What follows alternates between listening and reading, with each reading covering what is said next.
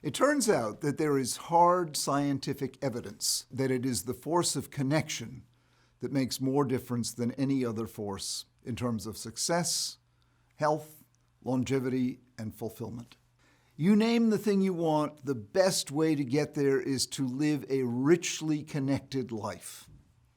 For example, following Columbine, the federal government commissioned a study called the National Longitudinal Study of Adolescent Health, where they took a sample of some 12,000 adolescents from around the country and followed them. First, they gathered every demographic they could possibly gather on them: height, weight, IQ, personal family history, income, religion, geographic region, what kind of school they went to, everything under the sun. And they would come back from time to time and look at what was happening with these kids. Which kids were doing well, which kids were getting into trouble, and they defined trouble objectively. What do you think emerged?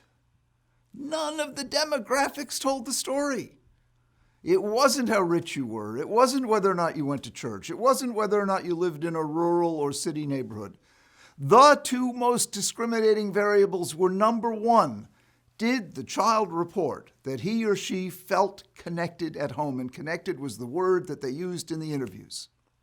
And number two, did the child report that he or she felt connected at school? Defining connection as, do you feel good walking in the front door? And you have at least one thing you're looking forward to doing that day.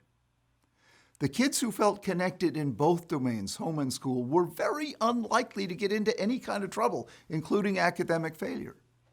The kids who felt disconnected in both domains were likely to get into trouble. And the ones who were yes in one, no in the other were somewhere in between. That's why it's critical we take connectedness scores as seriously as we take reading and math scores.